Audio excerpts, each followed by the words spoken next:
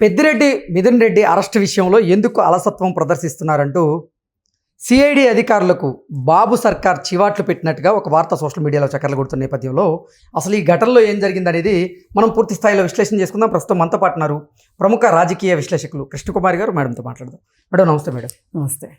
CID అధికారులకి బాబు సర్కారు చివాట్లు పెట్టినట్లుగా కొన్ని వార్తలు ఇప్పుడు సోషల్ మీడియాలో చక్కర్లు కొడుతూ ఉంది. ఏంటి మేడం అసలు ఏం జరుగుతుంది? అసలు అధికారులకు చివాట్లు పెట్టే పరిస్థితిలో చంద్రబాబు నాయుడు గారు ఉన్నారా అని ఒకసారి పునఃపరిశీలన చేసుకోవాల్సి వస్తుంది. ఓకే. నేను కక్ష సాధింపు చర్యలకు పాల్పడవద్దు అంటే నిజంగా చర్యలు తీసుకోవాల్సి వస్తే కూడా చర్యలు తీసుకుంటే అవి కక్ష సాధింపు చర్యలు అని సమాజంలోకి ఎలాంటి సంకేతాలు వెళ్తాయి అనే ఒక భయంతో చంద్రబాబు నాయుడు గారు అసలు ఇట్లాంటి విషయాల మీద దృష్టి పెట్టట్లేదని నా అనుమానం. నా అనుమానమే కాదు, క్యాడర్ కూడా ఇలాగే ఆలోచిస్తుంది. ఇప్పుడు మొదట్లో ఈయనేమి పట్టించుకోకపోతుంటే ఏదైనా సందర్భం వచ్చినప్పుడు మరీ వచ్చిన వెంటనే చేస్తే వైఎస్ రాజశేఖర రెడ్డి గారికి జగన్మోహన్ రెడ్డి గారికి మీకు తేడా ఏముంది అని అంటారు అని చెప్పి బాగా వేచి చూస్తున్నారు. చట్టం ప్రకారమే చెయ్యాలని చూస్తున్నారు. ఎవరు క్యాడర్ అసహనానికి గురి కావక్కర్లేదు. లేదు వీళ్ళని అచ్చోసిన ఆంబోతుల్లాగా ఇలాగే వదిలేస్తారని ఎవరు అనుకోక్కర్లేదు అని చెప్పి మళ్ళాంటి వాళ్ళని మాట్లాడుకున్న మాట కూడా వాస్తవం. కానీ ఇప్పుడు నెలలు గడుస్తున్న కొద్దీ మీకు మంచి పేరు రావాలనో లేకపోతే ఇంకొకటో అంటే మీ గురించి చెడు సంకేతాలు వెళ్ళకూడదు అనే ఉద్దేశంలో మీరు నిందితులను ఎందుకు తప్పించుకొని ఇస్తున్నారు? ఓకే. అసలు లోపం మీ దగ్గరే ఉందనిపిస్తుంది. మీ ఆలోచన విధానంలోనే ఉన్నట్టుంది. లేకపోతే ఇంత లిక్కర్ స్కామ్ గురించి ఇంత మాట్లాడుకుంటున్నారు కదా, మరి బీజేపీ గవర్నమెంట్ ఎంత రూత్లెస్గా బిహేవ్ చేసింది ఢిల్లీ లిక్కర్ స్కామ్ గురించి. మరి ప్రజాధనం కదా ఇక్కడ వృధా అయ్యింది, ఖజానా కదా పెద్ద రంధ్రం పడింది, చిల్లు పడింది. మరి అలాంటప్పుడు వాళ్ళు అలా చేస్తున్నప్పుడు మరి కూటమి ప్రభుత్వమే కదా, ఆ మాత్రం మీరు సావాస దోషం కూడా అంటదా మీకు అని అనాలనిపిస్తుంది ఇప్పుడు. లేకపోతే మిథున్ రెడ్డి ఎన్ని అరాచకాలు చేశాడో, ఎంత డబ్బులు వాళ్ళు సంపాదించారో, ఆఖరికి వాసుదేవరెడ్డి వాళ్ళకి ఎంత సహాయ సహకారాలు చేశాడో. అసలు వేరే డిపార్ట్మెంట్లో ఉంటే వాసుదేవరెడ్డిని తెచ్చుకోవాల్సిన అవసరం జగన్మోహన్ రెడ్డికి ఏమొచ్చింది అనే దగ్గర నుంచి ఆలోచించాలి ఇప్పుడు. అసలు జగన్మోహన్ రెడ్డి ఎందుకు వాసుదేవరెడ్డిని కోరుకున్నాడు? తనకి ఇష్టమైన వాళ్ళని ఎందుకు తీసుకొచ్చుకుంటున్నాడు? ధర్మారెడ్డి ఒకళ్ళు, వాసుదేవరెడ్డి, ఇట్లా వేరే వేరే డిపార్ట్మెంట్లో ఉన్న వాళ్ళని తీసుకొచ్చుకున్నాడు. శ్రీలక్ష్మి కూడా ఆప్షన్ పెట్టుకుంది, నేను అక్కడికి వెళ్ళిపోతానని. అంతకుముందు చంద్రబాబు నాయుడు గారు గవర్నమెంట్ ఉండగా వెళ్ళలా. నిజానికి ఆమె ఆంధ్రా క్యాడర్ అనుకున్నప్పుడు చంద్రబాబు నాయుడు గారు ఉన్నప్పుడే వెళ్ళాలి కదా, మొదటిసారి ముఖ్యమంత్రిగా ఉన్నప్పుడే వెళ్ళాలి కదా, అప్పుడు వెళ్ళలా. వెళ్తే ఎక్కడ ఏం చేస్తారు అనే ఒక భయంలో ఇక్కడే ఉండిపోయింది ఆవిడ. జగన్మోహన్ రెడ్డి రాగానే పరుగులు పెట్టుకుంటే వెళ్ళిపోయింది. ఆయన కూడా కొంతమందిని అడిగి తీసుకున్నాడు, స్టీఫెన్ రవీంద్ర ఇట్లాంటి వాళ్ళని.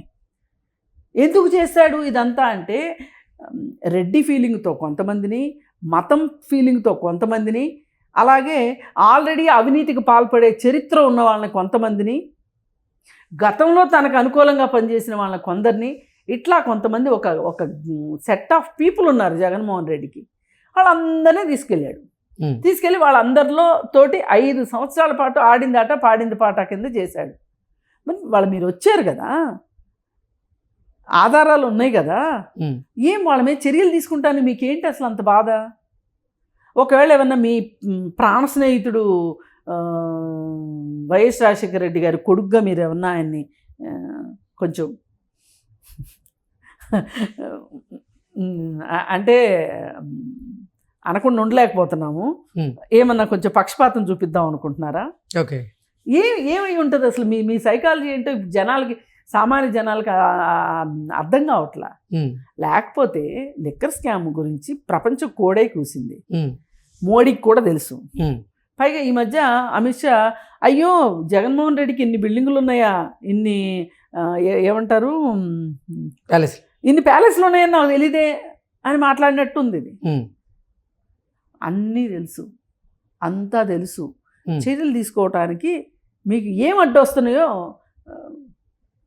ఇప్పుడు ఈ చర్యలు తీసుకోకపోతే రేపొద్దున మళ్ళీ ఎలక్షన్స్ వచ్చినప్పుడు మీ ఓటమికి మీరే బాధ్యులవుతారు. ఈవేళ గనక ఇలాంటి విషయాల్లో చర్యలు తీసుకోకపోతే ఒక రకంగా రాజకీయాల్లో హత్యలు ఉండవు, ఆత్మహత్యలే అన్న లాగా చేసుకుంటున్నాను. ఓ పక్కన ఆర్భాటంగా లోకేష్ ఏమో రెడ్ బుక్ అంటే ఆ రెడ్ బుక్ చూసి వీళ్ళు ఏదో నిజంగా వీళ్ళకేదో అన్యాయం జరిగిపోతుంది అన్నట్లు దడిలో పడ్డారు. ఒక్కొక్కళ్ళు భయంగా మాట్లాడారు. మరి ఆ రెడ్ బుక్ ఏమైపోయింది? సరే, రెడ్ బుక్తో ఏమీ చేయలేదు, కాసేపు పక్కన పెడదాం. అసలు వీళ్ళు ఇవన్నీ చేసిన వాళ్ళు ఎందుకు వదిలేస్తున్నారు మీరు? మిథున్ రెడ్డి ఈ విధంగా తప్పించుకోగలుగుతున్నాడు అంటే అధికారులపైన మీకు ఏ పాటి పట్టుంది చెప్పండి. ఇవాళ తేల్చుకోవాల్సిన టైం వచ్చింది. సిఐడి అధికారులని మీరు పార్లమెంట్ సమావేశాల టైంలో అక్కడే ఉంటాడు కాబట్టి అరెస్ట్ చేసి తీసుకొని రండి అని చెప్పి నిజంగా మీరు అంత బలంగా కానీ చెప్పున్నట్లయితే ఆ సిఐడి అధికారులు మాట వినలేదు అంటే ఇమ్మీడియట్గా వాళ్ళు మార్చేయాలి.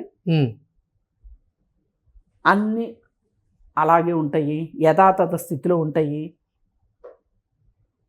నా గురించి ఎవరు ఏమనుకోవద్దు, క్యాడర్కి కోపం వచ్చినా పర్వాలేదు, వాళ్ళ అసహనానికి గురైనా పర్వాలేదు. ఈ మధ్యకాలంలో పార్లమెంటు వేదికగానే ఆంధ్రప్రదేశ్లో జరిగినటువంటి ఈ లిక్కర్ కుంభకోణం మీద చర్చ నడిచింది. ఆ తర్వాత కేంద్ర హోంశాఖ మంత్రి అమిత్ షా కూడా దీనికి సంబంధించినటువంటి నివేదికలు తెప్పించుకొని ఆయన చూశారు అనేటువంటి వార్తలు కూడా మనం చూసాం. ఆ తర్వాతే శ్రీకృష్ణదేవరాయ గారితో చంద్రబాబు గారు భేటీ అయ్యారు. భేటీ తర్వాత ఖచ్చితంగా పెద్దిరెడ్డి మిథున్ రెడ్డి అరెస్ట్ ఖాయం అనేటువంటి సంకేతాలు అయితే వినపడ్డాయి. కానీ ఇప్పటి వరకు సిఐడి అధికారులు మాత్రం పెద్దిరెడ్డి మిథున్ రెడ్డిని అరెస్ట్ చేసినటువంటి దాఖలాలు లేవు. ఈ నేపథ్యంలోనే సిఐడి అధికారులకి ఇప్పుడు బాబు సర్కార్ చివాట్లు పెట్టినట్టుగా వస్తుంది. దీన్ని మీరు అనుకుంటున్నారు చివాట్లు పెట్టారేమోనని. అసలు చివాట్లు పెట్టడం ఏంటండి? షోకాజ్ నోటీస్ ఇవ్వాలి కానీ మీరు ఎందుకు మీ పని మీరు ఎందుకు చేయలేదు అని చెప్పి అడగాలి కదా. అసలు వాళ్ళకున్న లాలూచి ఏంటి? పెద్దిరెడ్డి మిథున్ రెడ్డి తోటి వాళ్ళకున్న లాలూచి ఏంటి? ఎందుకు అరెస్ట్ చేయలేదు? మీకు లిక్కర్ స్కామ్లో అన్యాక్రాంతమైన డబ్బుల్లాగా కనిపించట్లేదా?